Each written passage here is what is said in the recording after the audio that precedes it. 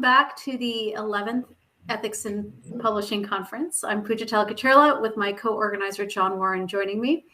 We hope you've had a wonderful afternoon with us, covering everything from artificial intelligence to the anti-racism toolkit, a lot of great, juicy topics. We're closing out today with two of my dear friends and colleagues, Walter Biggins, editor-in-chief at University of Pennsylvania Press, and Stephanie Williams, director at Wayne State University Press. And I have invited them to speak and allow us to eavesdrop on a conversation between the two of them, because each of them have had really unique and vibrant and dynamic career trajectories, even in the last few years. And I've always learned a lot from conversations with them, both together and individually. And I wanted to share that bounty with all of you. So I'm going to let you take it away. Stephanie, Walter, thanks so much for being here. Thanks so much, Pooja. Thank you. So, Stephanie, I feel like we should start with, before we get going, a brief sort of introduction to ourselves, like how we got to where we are. I can go first. You can go first. We can do rock, paper, scissors. I think we should stick with alphabetical. So you should go first. Okay. By last name then. All right. Because, all right. So, hi, everyone. I'm Walter Biggins. I'm the current editor-in-chief at the University of Pennsylvania Press. I started in scholarly publishing in 1999, the day after Labor Day, at the University Press of Mississippi in Jackson, Mississippi. As the director, did a variety of things before I turned to acquisitions more fully in, let's say, 2004, 2005, becoming a full-time acquisitions assistant in 2008. I remained there until the spring of 2013, at which point I became a senior editor at the University of Georgia Press in Athens, Georgia. I was there in a variety of roles, acquiring in history, cultural studies, popular culture studies, regional trade, until March of last year. So I began working as the editor-in-chief at the University of Pennsylvania Press at that point in March of 2013. Which is to say, and we'll get into Stephanie, I hope, that I have not seen most of my colleagues, including those who I supervise on a regular basis. I started, my official work day was the day that the University of Pennsylvania officially shut down and people streamed out of the university in the campus area in droves and began what we are doing now, working at home. So that's who I am. That's where I am now. That's what I'm up to. Stephanie? Oh, thank you, Walter. It's great to be here. I'm Stephanie Williams. I'm the director. Currently, I'm the director of Wayne State University Press. I started my work in scholarly publishing in 2007 at the University Press of Florida. I took a little break from publishing in 2012, and in 2014, I started at a position at the University of Missouri Press as sales and marketing manager. In 2018, I was hired as director of marketing and sales at the University Press of Kentucky. And in 2019, I accepted a position as the director of Ohio University Press. On August 1st, 2020, I started my job as director at Wayne State University Press. As Walter mentioned, I have all of my work as director has been during this time of remote work. And so I have never worked in person with the press who reports to me. So it's been interesting. Yeah. Yeah. Before you can start or I can start, but Stephanie, I think before we even start talking about pandemic era, the COVID days, I was curious about when you started in scholarly publishing, was this the plan, like to become a director of a press? Did you have a sense of the plan And if you did, when did you know? And how did you know it? Yeah, I so have the same question for you. So let's just agree that we'll both answer this question. I don't know that I had a plan when I started at Florida.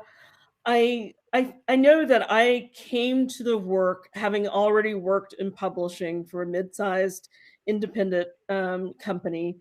And so I knew that I was interested in the work, but I also wasn't really sure about all of the roles possible in scholarly publishing specifically. So, marketing was a clear path that I could see that was visible to me. I don't know. I don't really think I had a role other than the default, which is marketing, whether I had anything in mind. Yeah. What about you, Walter? What did you think you would do? So to be honest, I'm not sure that I knew what scholarly publishing was before I became an editorial assistant there. I got to that job because the school that I graduated from in Jackson, Mississippi, which is where the University Press of Mississippi is, had there was this basic sort of conduit between Millsaps College and the press, which is to say a lot of editorial assistants or interns started there. The press had a relationship with the school's career center and things like that. So I went into the job essentially knowing I was an English major. I knew I loved the books. I knew I loved critical analysis. I knew a little bit about publishing, but not very much. And so I went into it not really knowing very much about the career possibilities, frankly. And it took a while, and I want to ask you this, to sort of find my footing in terms of understanding where in the university press ecosystem I wanted to be. That took years for me. And so I would say that I didn't have as a career goal to end up as an editor-in-chief, which is what I am, or even as a director, which would be, I guess, the next step up. It was more that I knew that I liked acquiring books, but I didn't know that until I got into the press at which I worked. And so I was curious about this with regard to, like, as you're sort of building up a sort of plan or career trajectory for yourself, like, how did you develop it? Like, how did you have, mentors who were able to guide you to say, like, this is, if you want to do this, you do X, Y, and Z, or things like that.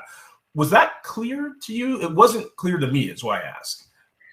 No, I think so. This is going to sound maybe strange to some people, but I've been thinking a lot about Generation X, which I'm part of the oldest cohort of Generation X. And so there's this kind of sense of independence that probably applies to everybody with certain personality types. But anyway, so I just tried things. I didn't necessarily have a mentor, but I was able to kind of observe what was taking place in the workplace. I had a curiosity about the alignment, how people felt about the alignment of their title, their pay, and the work that they do. And so asking people questions about that gave me a lot of information about what I might want to ask for or try to do. At some point, I wanted to transition from sales and marketing to acquisitions because I'd had a lot of conversations about the acquisitions process, and it seemed a logical transition to me, but it's not.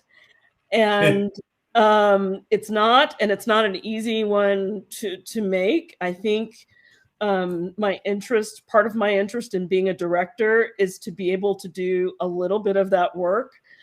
What about you, Walter? What how did you move along?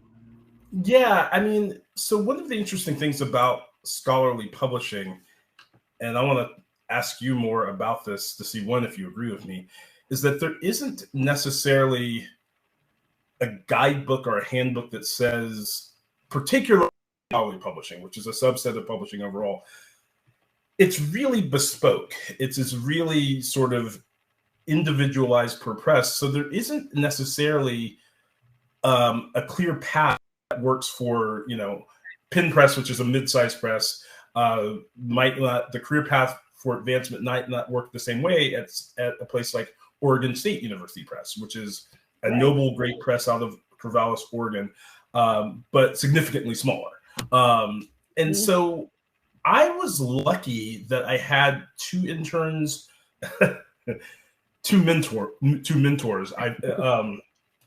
That helped me both at University Press of Mississippi. One was my first real boss, the director of that press at the time, Sita Srinivasan, who taught me a lot of the sort of ins and outs about decorum and the ways in which you approach authors, the ways in which you approach contacts, how you address people, how do you build relationships. But the other person there, also at that press, and he's now the director at Mississippi, is Craig Gill, who I consider a great friend, but who also gave me a lot of understanding about the nitty-gritty day-to-day of how do you acquire books, like what are you looking for, how do you build lists, how do you work with series, how do you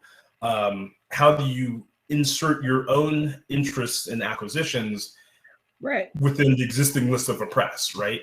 And I was really, one, I'm happy I had that, but I also realized how incredibly lucky I was in that regard, because I feel like a lot of people are not given, especially now coming into the university press world, they're not given that sort of rubric or framework necessarily. They're sort of being left to figure it out.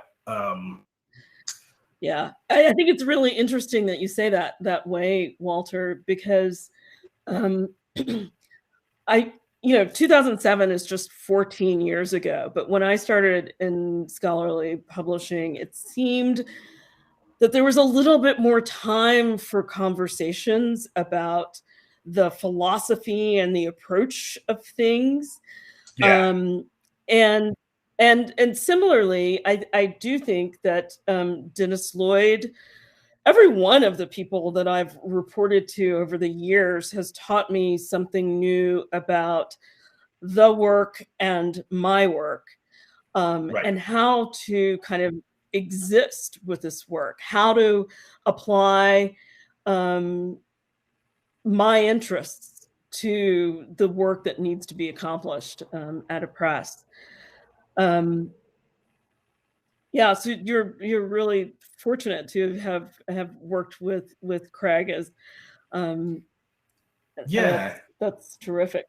But I have a question about people think of being an acquiring editor.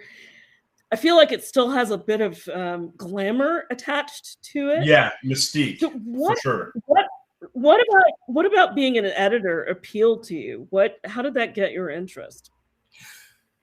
So I'm going to answer that in two ways, because the thing that really interested me is that mystique glamour that you're talking about. And then when I got into it, I realized that that's actually not that much of what the job entails.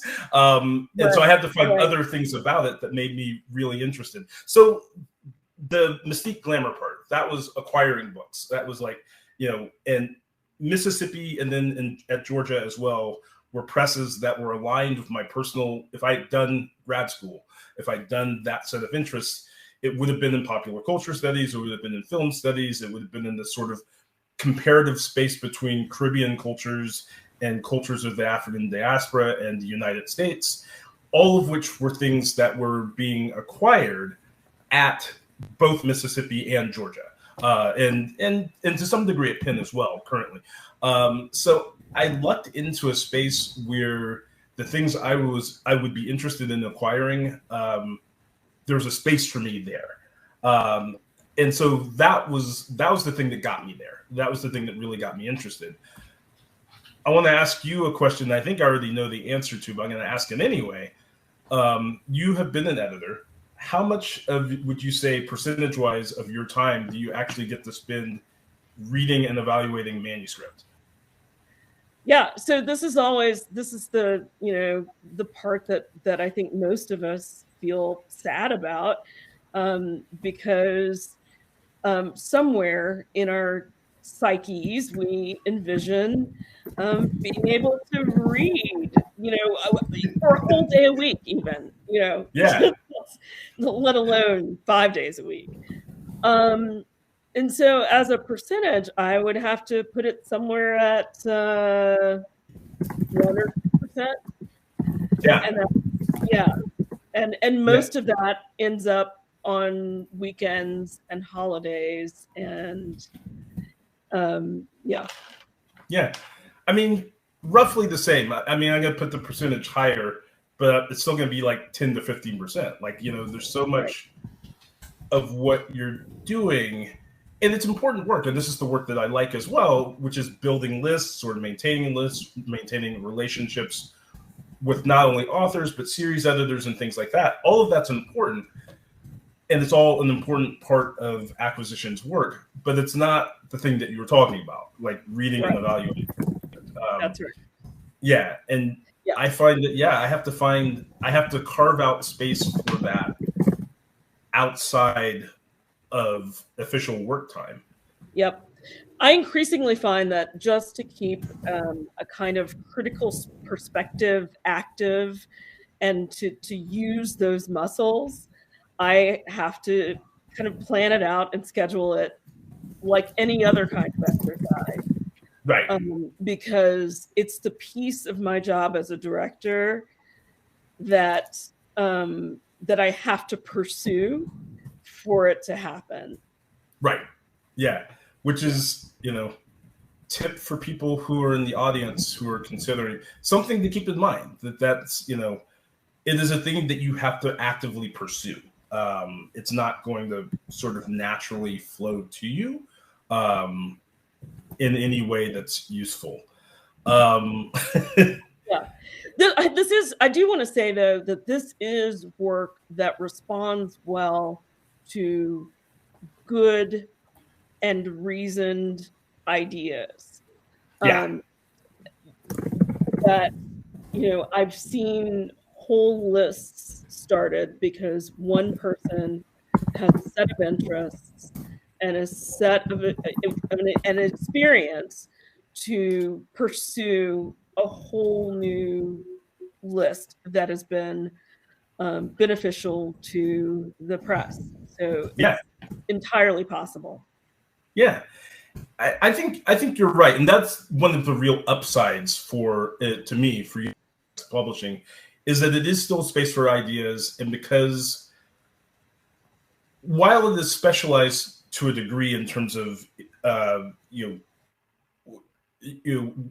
degree credentialism, in terms of like who gets a job or whatever, there is still a degree of there's a way for advancement for people who, for instance, such as me, who've not done the grad school route, who've not done, who've not done that. And there's a place for their ideas, our ideas, to be welcomed, right? And so that's one of the things that I really, really still enjoy. But I wanted to ask you, because you mentioned we've both been taking time out of our job, out of our work hours, to do the very basics of our work in some ways. I wanted to ask you how you feel about that, and let me just start there. Yeah, I think, like many people, there's a range of work-life balance expressions that I have, and it's certainly shifted since we've been working remotely since the beginning of the pandemic. I don't give time to my job that I don't want to freely give. So beyond the 10 hours a day, I still enjoy reading. I enjoy having a sense of what's coming in. that's an investment I gladly make. Sometimes on weekends, I have to spend weekends with Excel spreadsheets. And I mostly like that a little bit less than reading. How do you balance, Walter? How do you feel about your balance? So I do something I tried that's working as a direct result of the pandemic is I do set aside a day of the week that is just a reading day. Not a Saturday, Sunday, but like a day of the week. And I schedule it on the Outlook work calendars. These hours, 1 to 5, are Walter's out. Walter's not actually out. Walter is using that time. Because if I don't, one, say it to myself, and B, make it public, that time disappears, right? And I don't, you and I are both relatively, and since we're talking about equitable publishing and the title of this, I should mention that we're in higher positions in the university press world, so we're reasonably well compensated. I feel uncomfortable asking, for instance, our editorial assistants or acquisitions editors under me to work on weekends or to work after 6. That's to expect that as just a core part of what we do. I don't think that's fair. I don't think it's equitable. Right. Exactly. But in to be perfectly honest, there are times when I do that, even if I'm not asking others to do that. And so it's been a struggle. I'm working from home. I think you are too. Like right now. And so sort of striking that balance has been difficult. And I wanted to ask you, is thinking forward, if we cross, knock on wood, and we're out of this pandemic sometime in the next couple of years, what do you see that's permanent, that changes about publishing as a result of the pandemic? I don't know about publishing yet. There's some things that I feel that might be changing, but I think that it's a change to the influences on publishing workplaces. And I think those are the general conversations that are being had about wanting work that is part of a healthy and safe life. Similarly, I encourage, maybe from a conversation with you, Walter, I've encouraged the editors at Wayne State to also mark out time for that reading. But I did want to ask you a question too, and I'll finish saying what I was. So, I think the changes are really to the workplace and how ways of speaking up for oneself and advocating for time for the things.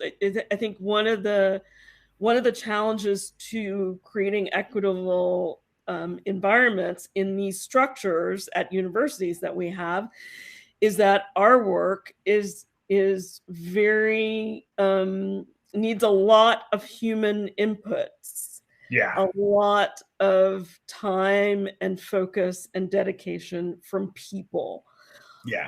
And so until that changes radically, the first order of business is taking care of the people, and taking care of ourselves.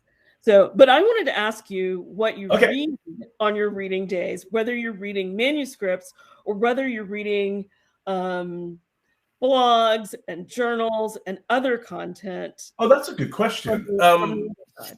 For me, mostly it's manuscript and manuscript proposals, because I find that because I'm interested in scholarly publishing and because I'm interested in the subjects in which our press acquires, I'm kind of doing the ancillary reading of blogs and journals as either part of the regular workday, or I'm reading that, and that doesn't feel like work on the weekend that I'm that work-life balance that's being lost there. That just feels like that's a regular part of my reading diet, right? So I feel like that day that I set aside really is for manuscripts and proposals, and for getting caught up and figuring out, oh, this needs to go to such and such peer reviewer, that sort of thing. That's what it's for. I was gonna ask you something. No, I was gonna mention. Okay, go ahead. Go ahead, because I don't remember what my thing is yet. So okay, that's great. So if you were going to take the critical engagement with proposals and manuscripts and building lists out of the mix, what's the next thing that you would say is a point of engagement with acquisitions work, or with scholarly publishing in general? Yeah. So if I were to take the critical engagement of manuscripts and proposals outside, and there are editors-in-chiefs, by the way, who don't acquire at all. Like they see it as strictly a managerial role, which is legitimate. It's not what I do.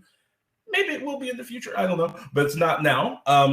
I would be really interested in two things. One, the sort of mentorship thing that we were talking about at the beginning, sort of creating sort of best practices for the Association of University Presses, which is, for those in the audience, that's the sort of umbrella organization that all university presses on this continent and some others adhere to, and sort of helping to create a sort of standardized version of best practices for career development, for advancement. And some of this work is happening. Some of that, AUP is doing that, but it is not, as I mentioned before, it's radically different career development from press to press and from region to region.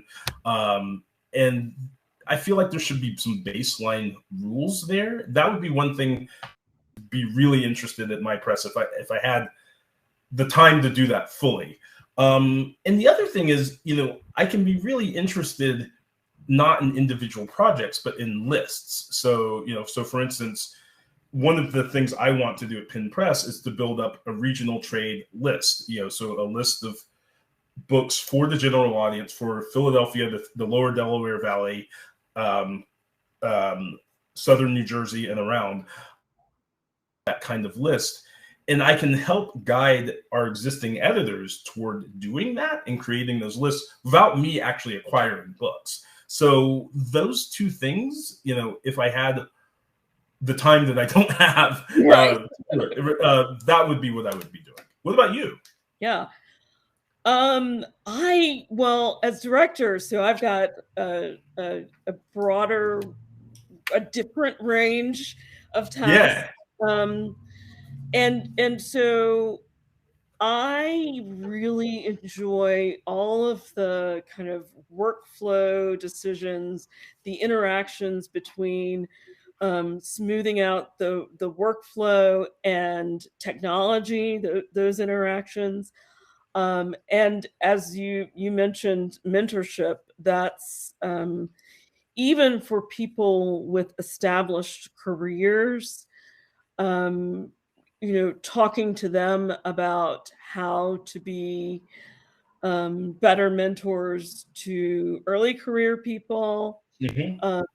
Ways that their career might evolve in various directions. All of that are things. Those are things that I would spend a lot of time on. That I do spend some time on, as it is. Yeah. Yeah. I think maybe we can bring in a question. We've got one, Walter. Allison mentioned mentioned the tension about work hours, in that we don't. And by the way, I just want to clearly state that I do not ever ask junior staff to work excessive hours, but at the same time, it feels like junior staff have to do this to get ahead, to get promotion, etc. How do you navigate that tension?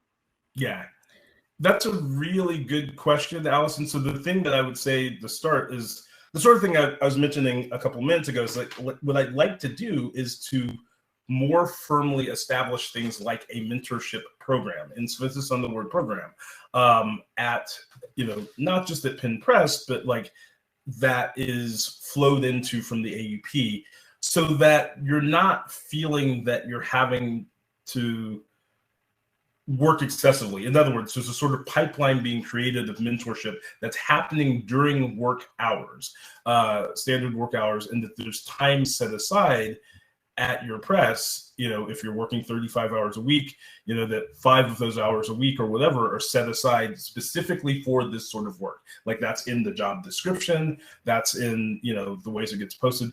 That doesn't happen now at most presses, and it really should. I think that's the way to start, is to make it more programmatic and more part of the job from the outset, as opposed to being ancillary to the job. Mm-hmm. I 100% agree with all of that. I would also say from the individual perspective, it might be important to start thinking about how personal interests interact with the list, with the publishing interests of the press. And so that once you find a place like that, it kind of helps clarify energies. It kind of helps clarify where to put any additional time that you're going to invest. Mm-hmm.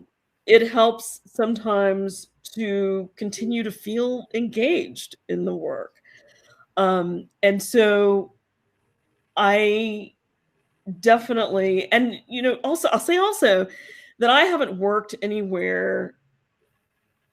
place where there are junior staff, so where the press has been in a position to hire people who are early career, either in general or early to university presses.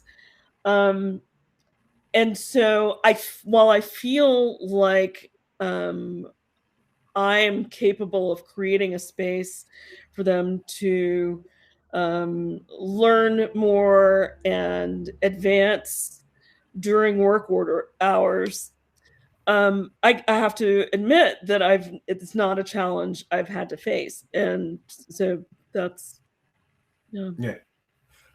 I want to come back to that a little bit, because I have faced that challenge a little bit, in the sense I've worked at a couple of presses now in which there's a bifurcation. There's a very senior staff, and then there's very junior staff, and there's nothing in the middle. And so part of it, to go back to Allison's question, is about establishing not just a mentorship, but establishing that sort of middle ground. Like, so for instance, if you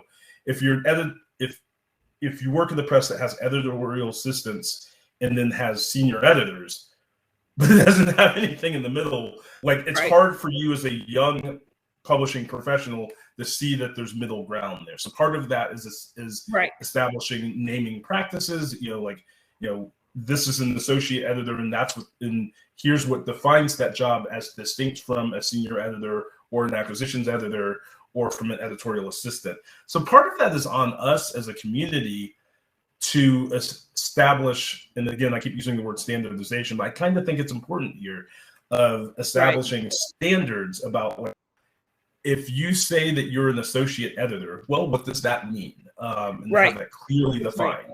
Right. That's right. And there's also some mapping that I think is important for people to be aware of at, for example, public universities, about what those positions are called and those salary ranges, and what the next position is called, and how that maps to internal university press job titles. Yeah, absolutely. So our mutual no, go ahead. And because I see we've got a question for Jonna, but you ask first and I'll get to her. No, I was just going to say that our mutual friend Jonna has a question. So, yeah. So in terms of mentorship, we've seen a change in the willingness to wait your turn for promotions. how do you coach across these different, as an industry, should we be changing our approach to time in the UP world as a qualifier for promotion? This is a difficult one. And I've definitely seen this. So Stephanie and I are both Generation X. We both came through the sort of more, I think, bespoke model, the sort of apprenticeship model of university press publishing, which is not how so many folks now are coming through. They're coming through, they have PhDs, they've done graduate work, even if they've not done necessarily publishing work. And they're coming in with a different expectation about, that their CVs and resumes may warrant their consideration to start their career at a higher level than, let's say, assistant. The short answer is yes, we do need to think about it. Absolutely. The longer answer is I'm not sure how that would work. And again, this gets me to the thing about different presses have such different structures, financial structures, structures as a result of size, the structures of the press, the way they work, just because one particular director decided that this is how it was going to work 40 years ago, and that sort of stuck to that. Like, there's so many different parameters that's not standardized that it's hard. Yes, we got to do it. We've got it because more and more publishing professionals, young professionals, are demanding this, and perhaps rightly so. And leaving when they don't. Exactly. Exactly. And leaving the industry, really smart people who we need for a variety of reasons. But I don't have clear answers about how to resolve that. I'll be honest. Yeah. I don't either, but I do. I think part of this kind of generational shift or leadership shift or that's happening is that there are new and different people in leadership roles. Mm-hmm. And so I think people come to the table, not thinking that, okay, every year I'm supposed to get some kind of promotion, a title bump or more money or more responsibility. I think the conversation to be had is, what is our sense of time? University presses have a notoriously slow sense of time. If you're talking about pacing and rhythm, and so laid across the structure of any university press itself, if you have a total of 6 people working somewhere and there's an opportunity to hire a 7th, then there's really no way to say what that promotion would look like. And so I think it's important to be willing to have the conversation on both sides, on the leadership side and on the worker side, to say, this is what I envision for myself. If I accomplish X or Y, I would expect that if I'm successful, these things are going to happen. Yeah. And I think that's where it starts for sure, is to set up annual goals, but maybe even quarterly goals, frankly, to check in, so that you have a way of tracking and this particular worker's career trajectory. And is this leading to the point where a bump in salary or the promotion happens? Yeah. Right. Another thing is I find that there's more of a range in what people consider to be an appropriate promotion. They're not. It's and so that argues for robust conversations. what is rewarding to one? And it's a challenging thing to think about for yourself. Like, how do you want your achievements acknowledged officially? Exactly. Yeah. In some ways, that's a segue into John Warren's question here. Have you felt that the best way to get a promotion or significant raise is to leave the company you are with for another organization? Is there anything we can do about that within our organizations? So the first answer to this question is yes. Yes. And certainly I've known plenty of people who've likewise felt that way. One of the things that's really problematic about university presses. So if you're in trade publishing, that is for the most part in the US, based in New York, which is to say, if you want to become an editor you can jump ship at a press really easily in New York in trade publishing without having to move, without having to uproot your life. Whereas in the university press world, that's really not true, with a caveat that I'll get into.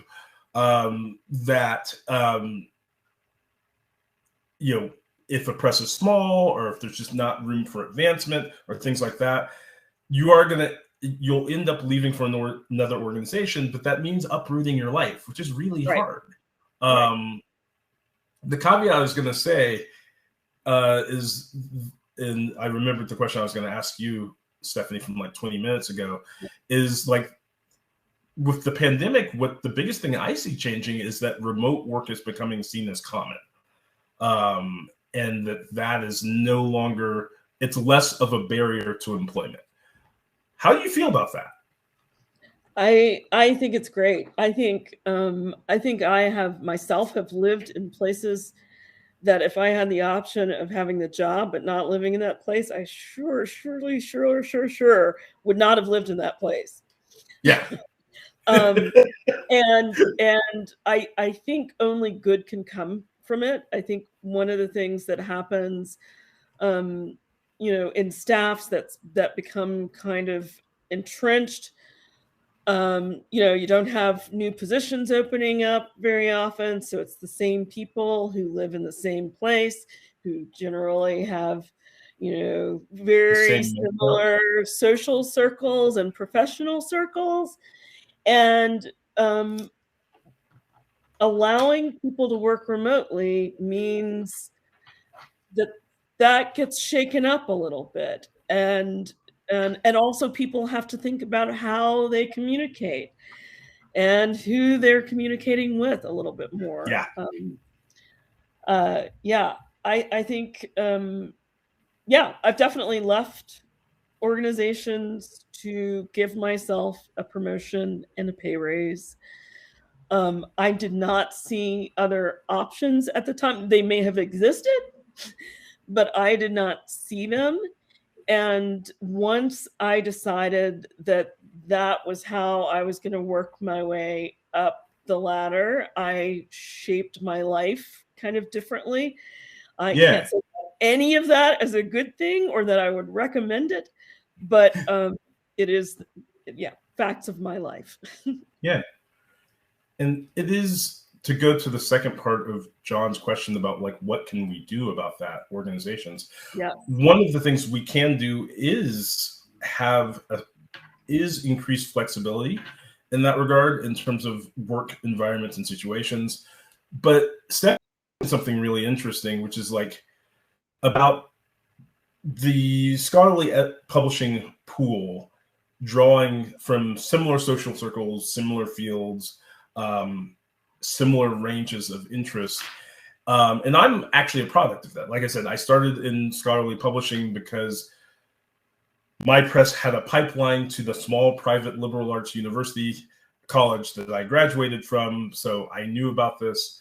But notably at the time, that press was not broadcasting internships or assistant positions to, say the community colleges in that city or to the larger public universities in that city. That's changed. Right. But there is a culture shift that has to happen with university presses in terms of who they approach and how they approach, and what their expectations are of workers who might come from different social circumstances than what's traditionally seen in humanities scholarly publishing.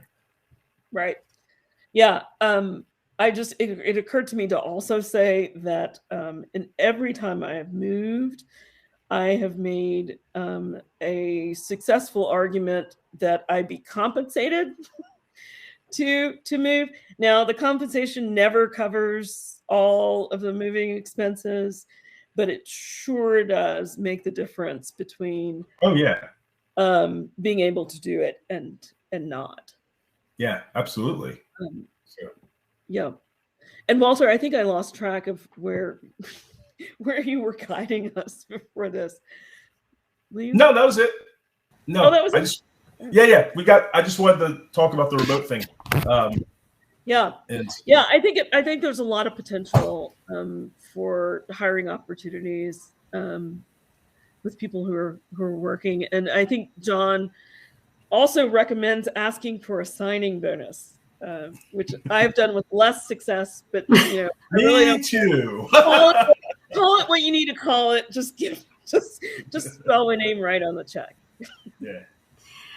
I just wanted to jump in and kind of echo a lot of the questions that have come up, and to go back to this concept of the lots of editorial assistants or early career folks, and then a lot of folks who have been in their positions. They're usually senior management, that empty sandwich, right? So you've got these two ends, but nothing in the middle. And that's where we, in my experience in scholarly publishing, we see a lot of drop off, and you have a lot of folks with a ton of energy, and they're willing to put in the extra hours, even though, it's not asked of them. And here we are, and a lot of the folks who are participating in the conference are in a master's in publishing program. And so they're developing in a very short period of time the skills to bring them really successfully into those middle positions. So how would you recommend that we advocate for ourselves in these scenarios, especially in the university press world, which has a glacial pace of change for the most part, and requires a lot of different considerations like moving, so we've got the talent to fill that middle ground, but how do you do it? I don't know. As a veteran of public universities, Walter said rock, paper, scissors. But you're going. As a veteran of public universities, I need opportunities to hire, and the external influences on whether that opportunity occurs are multitudinous and beyond my control. The economy is a factor.